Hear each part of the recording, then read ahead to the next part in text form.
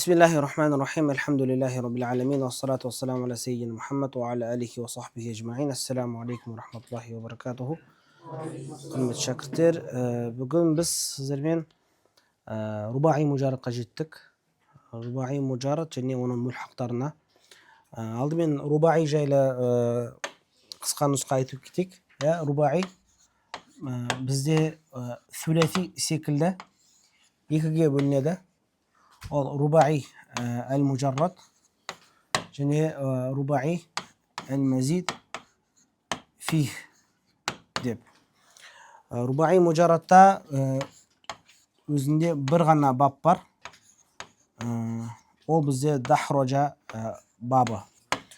Ал мазид болса, ол екіге бөлінеді. Бір әріп қосылған харфун уахидун және екі әріп қосылған харфани. Бір әріп қосылған бапта бізде бір бап, ол бізде тадахрожа бабы. Ал екі әріп қосылғанда екі бап бар, ол біреуі ихрон жама және екіншісі иқшаарро. Осы екі бап. Енді бұған қоса дахрожада плюс 6 мүлхақ бар. Оларды не екен қазір өтеміз. Ал тадахрожада болса, оған плюс 5 мүлхақ қосылады. Ихрон жамада болса 2 мүлхақ бар. Сонда бәрін қоссақ, бізде рубаи мужарадпен өзінің мүлхақтарымен жетеу. Мазидте бірінші түрімен 5 мүлхағын қоссаң 6, 6-ға 7, 13. 13-те екінші түрде 2 бап, 15. Оған қоса 2 мүлхақ, 17. Жалпы қанша болды бізде рубаида? 17 бап. Мазидте қанша бап? 12 бап. Мазидте 12 бап емес па? Сүләси мазидте. Сонда 17-ге 12 қоссақ 29 және сүләси мужарадтың 6 бабы бізде қоссақ 35 бап шықты. Тура шықты. Яғни осылай біз қосқан кезде тура шығу керек. Мінекей. Енді біз бүгін рубаи мужарадтан бастайық. Ол дахрожа. Бұл рубаи мужарадтың ерекшелігі неде? Акрамадан мысалы қандай айырмашылығы бар? Акрамада бір әріп қосылған. Ол бізде хамза. Ал дахрожада ешбір әріп қосылмаған. Яғни әрбір әріпі түбір әріп болып табылады. Қосылған мен қосылмағанның, яғни қосылған мен түбір әріптің арасында қандай айырмашылық бар? Қалай ойлайсыздар? Түсінікті ғой енді. Аудармасы осы. Мынандай айырмашылық қараңдар. Егер де қосылған әріпті сен алып тастайтын болсаң, онда мына сөзде мағына бола береді. Карума деген мағына бар. Жақсы? Сен бір әріп қоссаң, мағына сәл өзгереді. Жақсы? Сол қосқан әріпті қайта алып тастасаң, мағына жоғалтпайды. Түсінесіздер ме? Ал дахрожада сен дәлді алыпса, болды. Сенде дахрожаның мағынасы жоғалды. Хан алыпса, даража болып басқа мағына болып кетті. Дахрожаның мағынасы кетіп қалды. Рон алыпса, дахажа болып қалды. Дахрожаның мағынасы кетіп қалды. Джинді алып тастайтын болсаң, дахара болып қалды, дахрожаның несі мағынасы кетіп қалды. Яғни әрбір әріп ол сөздің негізгі бөлігі, оны алып тастағанмен мағына кетіп қалады. Ал мысалы сен дахрожаға тәні қоссаң, дахрожа болды, бұл жерде қосылған әріп қайсысы? Тә ғой. Тәні алып тастаса, дахрожада мағына қалып тұр. Тәні қос, мағына жай ғана өзгерді, бірақ бір жаңа мағына шыққан жоқ та. Дахрожадан алыс. Түсінесіздер ме? Демек, қосынды мен қосынды емес, яғни асли әріптің айырмашылығы осыда жатыр. Яғни сен қосынды әріпті алып тастасаң, мағынаның негізгі мағынасын істемейді, жоғалтпайды. Ал негізгі әріпті алып тастайтын болса, негізгі мағынасын істейді, жоғалтады. Сондықтан да біз осылай оны ажыратамыз. Жақсы. Енді дахрожаны айттық. Оның мады дахрожа жіктелуі сол баяғыдай акрама секілді жіктей бересіздер. Мудориғасы юдахриджу. Юдахриджу. Бұл мудориға немен қандай харакеттен басталып тұр? Дамамен басталып тұр. Неге дамамен басталып тұр? Өйткені біз айттық, kez kelген 4 әріпті етістіктің мудориға мағлума даммамен басталады. Мейлі ол 4 әріптің барлығы асли болсын, немесе біреуі заида болсын, яғни қосымша болсын. Ең бастысы 4 әріпті болса болды. Оның мудоригасы мағлума даммамен басталады. Дахража юдахриджу дахражатан, бұл дахражатан деген мастары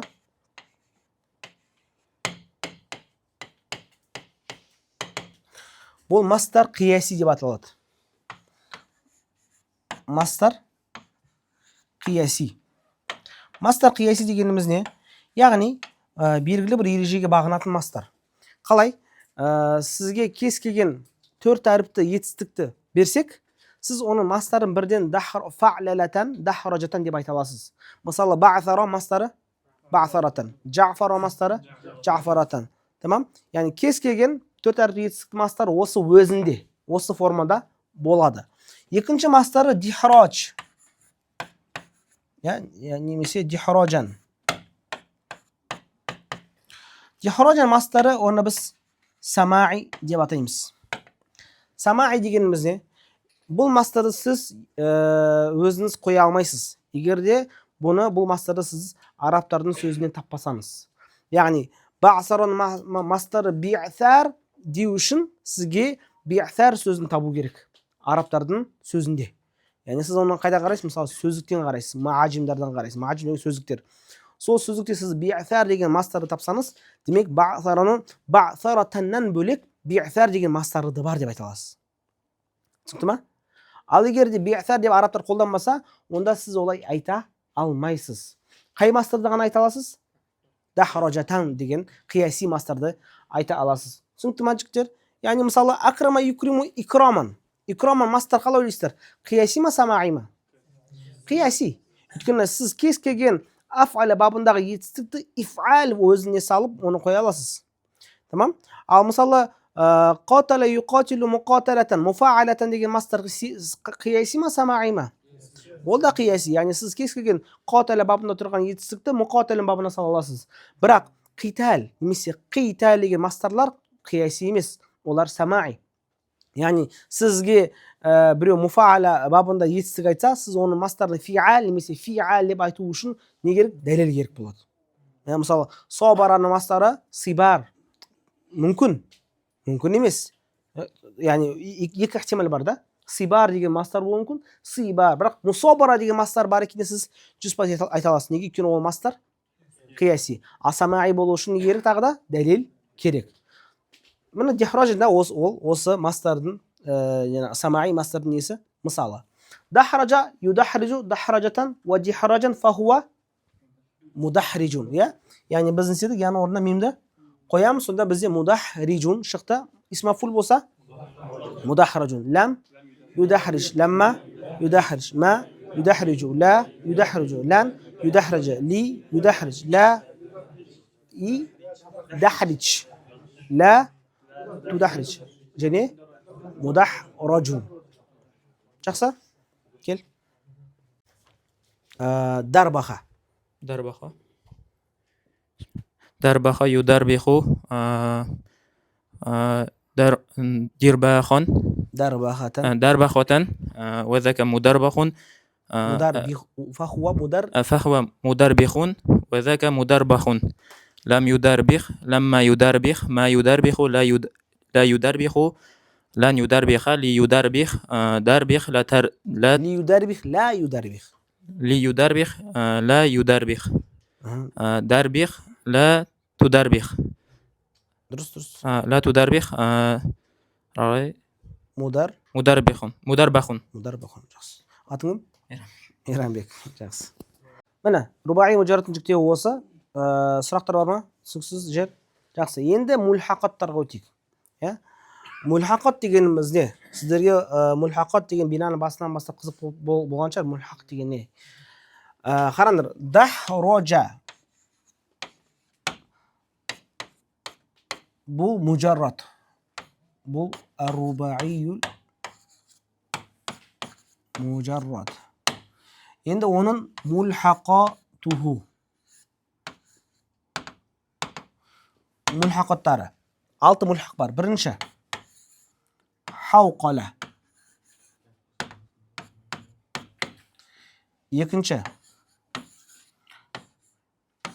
Baytara. Uchinchi. Jahwara.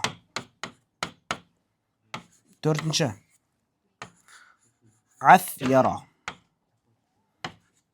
Beshinchi. Jalbaba. Oltinchi.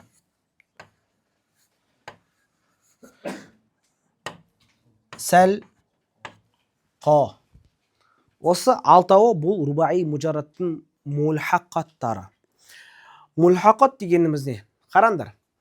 Дахраja hawqala, дахраja baytara, дахраja jahwara, дахраja afyara,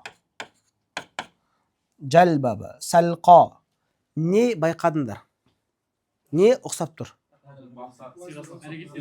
Харакаттары толық, әріптерінің саны толық ұқсап тұр. Бірақ қандай айырмашылық бар? Яғни олар яй вау деп айтып тұрсыздар ғой. Мүмкін олар не шар? Асли шар. Мысалы, дахраджада барлығы төртеуі де асли ғой. Да асли, ха асли, ро асли, жи асли. Бірақ мыналардың бір ерекшелігі, мыналар ауру әріп болса да, олар заид әріптер. Яғни қараңдар, бұл жерде ха асли, қоф асли, лам асли, ба асли, то асли, ро асли, жим асли, ха асли, ро асли, айн, са, ро асли, жа, ла, ба асли, са, ла, қа асли. Демек, асли дегеніміз не едік? Асли дегеніміз түбір әріп. Айны қосылған әріптер қайсы міне? Вау, я, вау, я, бір ба, бір алиф. Яғни бұлар заид әріптер, қосылған әріптер. Бұлар, демек, мынау етістіктердің түбірі не? Суласи. Түсінесіздер ма? Бұлар түбінде не еді? Суласи етістіктер, үш әріпті етістіктер. Бірақ мына әріптері қосылуымен олар кімге ұқсап қалды? Рубағиға ұқсап қалды. Демек, олар оригинал рубағи ма? Олар рубағиға еліктеуші. Копиялар десек болады. Жақсы? Яғни бұлар асылында суласи, бір әріп қосылып рубағиға ұқсады. Рубағи мужаррат неседі? Ұқсап қалды. Қай жағынан? Формасы жағынан. Формасы жағынан толықтай ұқсады. Және жіктелеуі де таза дахраджа секілді. Яғни хауқала мұдариғасы юхауқилу, юдахриджу ғасайды. Мастары дахраджатан хауқалатан. Немесе хиқалан. Фахуа мухауқилун. Вадака мухауқалун. Лам юхауқил. Неге олар сүләси болмады дейді? Неге олар сүләси болмады? Өйткені олардың таза жіктеуі де, мастары да, мадии да, мудориға да кімге ұқсап тұр? Рубағиға ұқсап тұр. Сол үшін мульхақ деген сөздің мағынасы еруші. Мульхақ дегеніміз не? Еруші. Сондықтан да біз дахраджаны, дахраджаға біз ат береміз. Қандай ат береміз? Мульхақ бихи деп. Мульхақ бихи. Мульхақ бихи дегеніміз не? Оның артынан еруші. Яғни кімнің артынан еріп жатыр? Оның артынан еріп жатыр. Кімнің артынан? Дахраджа. Сол үшін ол мульхақ бихи. Ал мыналарға біз не ат қойдық? Мульхақ. Мульхақат деген көпшесі ғой. Біз оған қандай ат бердік? Мульхақ. Мульхақ деген не? Ерушілер, ерілгендер. Яғни немесе қосылып кеткендер. Біз оларды неседік? Қосып жібердік. Ертіп жібердік. Кімнің артынан ертіп жібердік? Мульхақ бихидің артынан ертіп жібердік. Жақсы? Біздің жасаған әрекетімізді не деп атаймыз? Илхақ. Біздің жасаған әрекетіміз не? Илхақ. Яғни ерту. Кімді ерттік? Мульхақтарды. Кімге ерттік? Мульхақ бихиге. Жақсы? Анау қой кезек бар ғой. Мысалы, қойдың атарында тек қана қойлар бола ма? Ешкілер де болады ғой. Бірақ біз оларды қой не дейміз? Қой кезек дейміз ғой, немесе қой кезек, ешкі кезек деп айтпайды ешкім. Иә. Неге біз ешкілерді қойдың артына ерттік? Неге мысалы сіздер енді білмеймін, мен көрген ауылда қой атарында сиырлар болмайды ғой. Жылқылар болмайды ғой, дұрыс па? Олар бөлек жүреді ғой. Неге? Өйткені қой мен ешкі бір-біріне ұқсайды ғой. Бірақ ешкі қой ма? Қой емес. Түсінесіз ме? Ешкі ол ешкі, қой ол қой. Бірақ ешкі қойға ұқсағандықтан біз не істедік? Ешкіні қойдың артына ертіп жібердік. Сол үшін біз оны қой кезек деп атадық та. Түсінікті? Ал сиырға қоспадық, өйткені сиыр формасы дәу. Дұрыс па? Жылқыға қоспадық. Олар сәл басқашалау, табиғаттары да келмейді. Түсінесіздер ма? Не айтқым келіп жатқаны? Мыналар ешкі да. Жақсы? Мына мульхақаттар ешкі. Мынау қой. Иә? Мыналар қой емес, бірақ ұқсайды. Сол үшін де біз оларды рубаи дейміз да. Хотя олар асылында сүләси ғой. Просто олар дахраджаға ұқсағандықтан қой кезекте жүрді. Қой атарында жүрді. Жақсы? Оригинал кім бізде? Мынау дахраджа. Жақсы? Ешкілер ренжімесін. Бірақ қой бізде не болып тұр? Негізгі болып тұр да. Ал мыналар артына ерушілер, қосылғандар. Жақсы? Түсінікті ме жігіттер? Мысалды. Демек, бұлар не болды? Асылында сүләси болды. Бір арып қосылып, олар рубағиға ұқсап қалды. Сол үшін де біз оны мульхақ дейміз. Жақсы? Мульхақ деген осы. Мен барынша түсіндірдім деп ойлаймын. Енді жіктеуге келетін болсақ, хауқала, юхауқилу хауқалатан, кім дахраджаны жіктей алады, осыларды жіктей алады. Ең қиналатын ана сол салқа деген жерде ғана, оны қазір сіздерге түсіндіріп беремін. Сол үшін де бізге хауқаланы жіктеп беруге бауырымыз шығады. Так, хауқаланы жіктеп. حوقل يحوقل حوقلة فهو محوقل وذاك محوقل لم يحوقل لم يحوقل ما يحوقل لا يحوقل لن يحوقل ليحوقل لا يحوقل ليحوقل لا يحوقل ليحوقل لا يحوقل حوقل لا تحوقل محوقلون. Жақсы. Ғияс енді бізге байтараны жіктеп береді. بيطر يبيطر بيطرة فهو يبيطر مبيطر وذاك مبيطر لم يبيطر لما يبيطر ما يبيطر لا يبيطر لن يبيطر ليبيطر لا يبيطر بيطر مبيطر لا تبيطر مبيطر. Жақсы.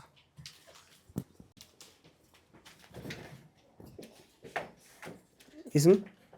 Алмас. Алмас енді бізге жахвараны жіктеп береді. Жахвара южахвиру. جهور يجهور جهورة فهو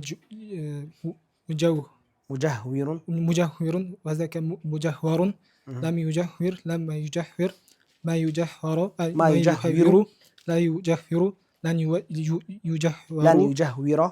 يجهور ليجهر لا يجهر جهور لا تجهور مجهور.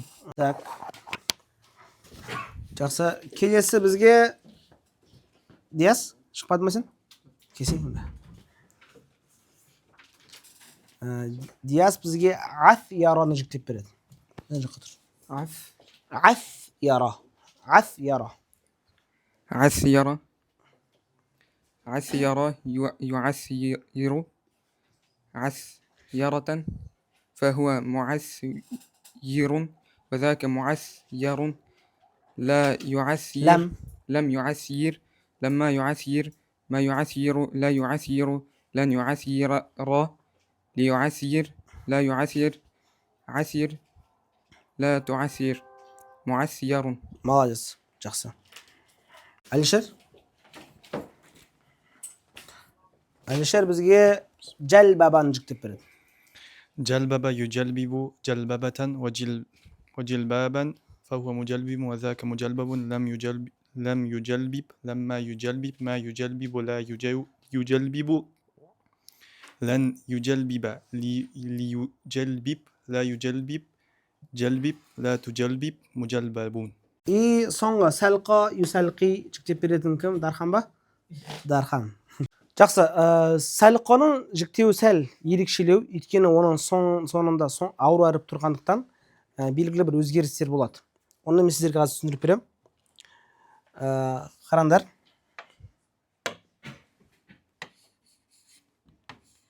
Сәлқа, юсәлқи.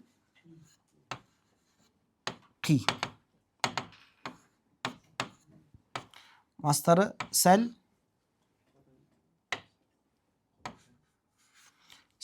қоятан.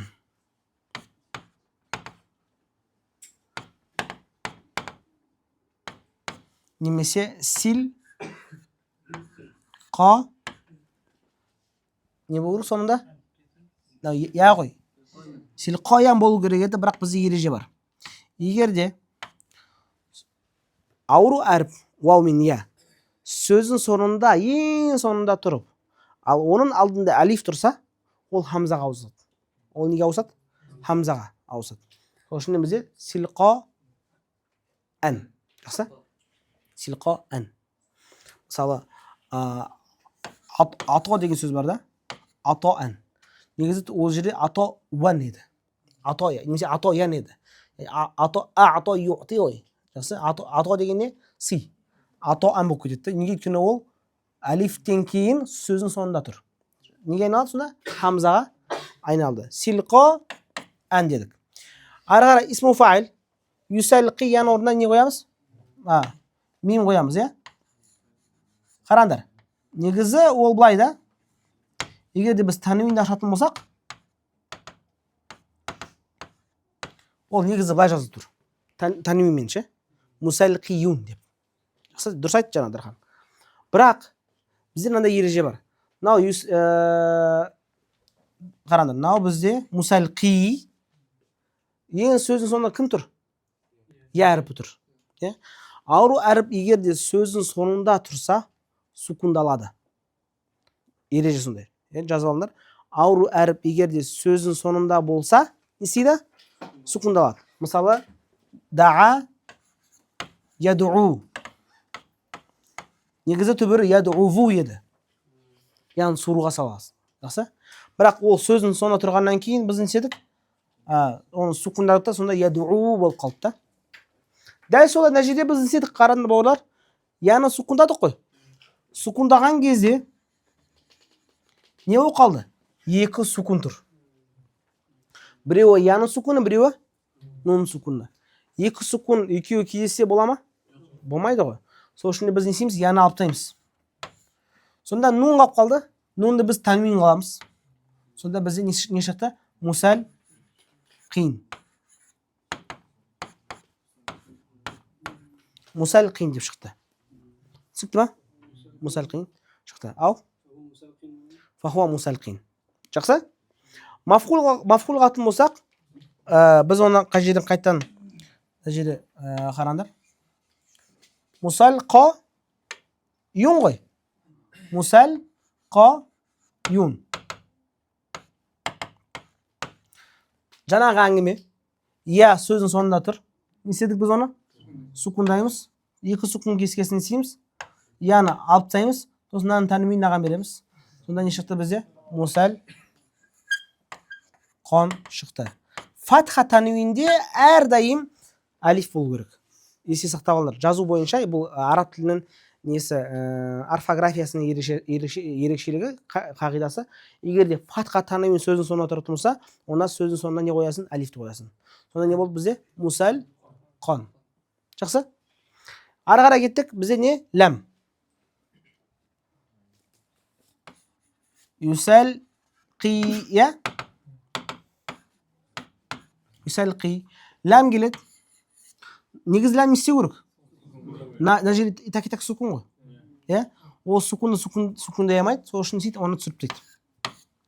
Сонда не шарт бізде? Ләм юсәлқи. Яғни ясыз. Ләм юсәлқи. Ләмма юсәлқи. Ма юсәлқи. Я қайт келеді. Ла юсәлқи. Я қайт келеді. Лән юсәлқия. Фатха береді. Yani qo'yamizda lan yusalqiya bo'ladi. Nega? Chunki avru harf fathani ko'tara oladi. Avru harf nesi oladi? Fathani ko'tara oladi. Ya'ni avru harfi menzib turganda vav min ya. Alif ko'tara olmaydi. Vav min ya g'ana nesi oladi? Fathani ko'tara oladi. Sonda lan yusalqiya amr li yusalqi. Qaytdan ya chiqib qoladi. Ya chunki u sukunda yamaydi qo'y. La yusalqi ya chiqib qoladi. Amr salqi nehi la tusalqi jiniji ism zaman makan musalqon ism maf'ul şekilde. Yaxshi? Yo'in Darxon. سلقى يسلقي سلقية وسلقاء فهو مسلق وذاك مسلق لم يسلقي لما يسلقي ما يسلقي لا يسلقي لن يسلقيا ليسأل ليسلقي لا يسلقي سلقي لا تسلقي مسلقون. Yaxshi, jaraysiz. Men o'yincha bo'ldi. Bарлыгы jikteu tushunibdi. Endi matnga ko'chik. Matnni ochsak. Va wahidun minha li rubai mujarrad. Rubai mujarradning bir bog'i bor. الباب الأول فعل لا يفعل فعلة وفعلالا موزونه دحرج يدحرج دحرجة ودحراجا وعلامته هو يكون ماضيه على 4 أحرف بأن يكون جميع حروفه أصلية. يعني قلي ترتبط بارلغة أصلي أربتر وبناؤه للتعدية غالبا وقد يكون لازما. مثال المتعدي دحرج زيد الحجرة. Yani Zeyd tasты suyretip domalattı. Ya, domalatу деген söz. Zeyd nesedi tasты domalattı. Kim bizde mudahriç? Kim bizde mudahriç? Kim bizde mudahraj? Hajar. Ve misalü lazimi darbaha Zeyd. Darbaha degenimiz ne? Bası tömen түсіріп жаңағыдай арқасы тік ұстау. Ya? Bunu darbaha Zeyd дейді. Bası tömen түсіру. Ta'rasahu. وأرغري وستة منها لملحق دحرجة. الباب الأول حوقل فوعل يفوعل فوعلة وفعالا موزونه حوقل يحوقل حوقلة وحيقالا. وشدي قال عندنا بورلا حيقالا خلاص حيقالا ممكن نيجي تبرر حيو قالان. Бірақ бізде ереже бар. Қандай? Егер вау сукунды оның алдында қарып касралы болса, вау неге айналады? Яға айналады. Сонда бізде хиқалан шықты. وعلامته يكون ماضيه على 4 أحرف بزيادة الواو بين الفاء والعين. وبناؤه لللازم فقط. نحو حوقل زيد. حوقل زيد деген мағынасы Zeyd әлсіреді. Zeyd nesedi? Әлсіреді. Қартайып әлсіреді. Zeyd қартайып әлсіреді. الباب الثاني بيتر يبيتر بيترة وبيطارا. يعني فيعل يفاعل فيعلة وفيعالا. وعلامته يكون ماضيه على 4 أحرف بزيادة الياء بين الفاء والعين. وبناؤه لتعديته فقط. نحو بيتر زيد القلم أي شقه. يعني زيد qalamды қақ жарды. Zeyd деседі qalamды қақ жарды. Байтараның мағынасында негізі түрлі пікір бар. Хауқаланың мағынасында қалай түрлі пікір бар болса, дәл солай байтараның мағынасында түрлі пікірлер бар. Жақсы? Енді ана ішінде негізгілерін таңдадым да, бірақ басқа кітапта басқаша келіп тұрса таңғалмаңдар деп жатқаным. الباب الثالث үшінші бап فعول يفعول فعولة وفعوالا موزونه جهور يجهور جهورة وجهوارا وعلامته يكون ماضيه على 4 أحرف بزيادة الواو بين العين واللام. ده ناه للتعدية أيضا نحو جهور زيد القرآن. يعني زيد قرآن ده داوستاب وخده. biz jahr deydi, o jahr degani davoslab o'qu, jahriy. Jahvara nisiyo davoslab qattiq davospen nisiyo o'qu. Jahvara zidil Qur'on. Al-bab ar-rabi'u fa'yala yufa'yilu fa'yalatan wa fi'yalan mawzunuhu athira yu'athiru athiratan wa isyaran وعلامته يكون ماضيه على 4 أحرف بزيادة الياء بين العين واللام وبناؤه للازم نحو عثير زيد أي زل قدمه يعني نستيو شالونو аяғы неседі шалынды عثير معنى شالونو باب خامس جلبب فعلل يفعلل فعللة وفعلانا қараңдаршы мынау фа'лала мен дахражан фа'лала қараңдар бірдей ма не бірақ анада барлығы аслида дахражада ал мынау жалбабада біреуі қосылған ол екінші лам қосылған дұрыс па сол үшін де маузунуху жалбаба южалбибу жалбабатан ва джилбабан аламатуху якуну мадихи аля 4 حروف بزيادة حرف آخر حرف واحد من جنس لام فعله дұрыс па في آخره демек соңында лам қосылып тұр демек екінші ба ол қандай ба қосылған وبناؤه لتعديته فقط мысалы جلبب زيد عمرا өйткені кейбір кітаптарда ләзім деп келеді да жалбаба зейд деген зейд жылбап киді негізі ол қате дұрысы зейд жылбапты кигізді жылбап дегеніміз осындай шапан ғой жақсы сол үшін де жалбаба зейдун амран зейд амырға жылбап шапан кигізді жақсы ал оның ләзімі тәжалбаба болады оны біз иншалла келесі дәрісте өтеміз сол үшін де кейбір кітаптарда келген жалбаба ләзім екені ол қате болады және соңғысы әл-бабу садис фa'ла юфa'ли фa'лаятан ва фи'лаан موضوعه سلقى يسلقي سلقية وسلقاء وعلامته يكون ماضيه على 4 أحرف بزيادة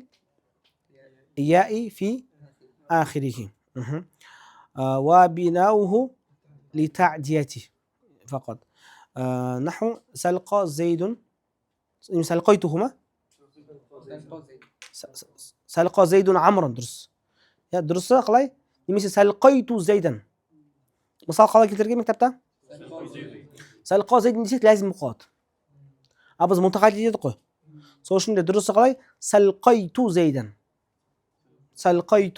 зейдан мағынасы мен зейдті шалқасынан жатқыздым мен седім зейдті шалқасынан жатқыздым осы дұрыс يقال لهذه الستة الملحق بالرباعي ومعنى الإلحاق اتحاد المصدرين يعني не осыларды біз мульхақ деп атаймыз ал илхақтың мағынасы не мастарлардың бірдей болуы яғни мульхақ пен мульхақ бихидің мастарлары не істеу бірдей болуы сол үшін де мысалы қараңдар хауқала мен хауқаланың мастары хауқалатан акраман мастары икраман бірдей ма бірдей емес демек оның несі емес жақсы бірақ дахража мен бірдей болғандықтан оның мульхағы болып кетті кімде қандай сұрақ бар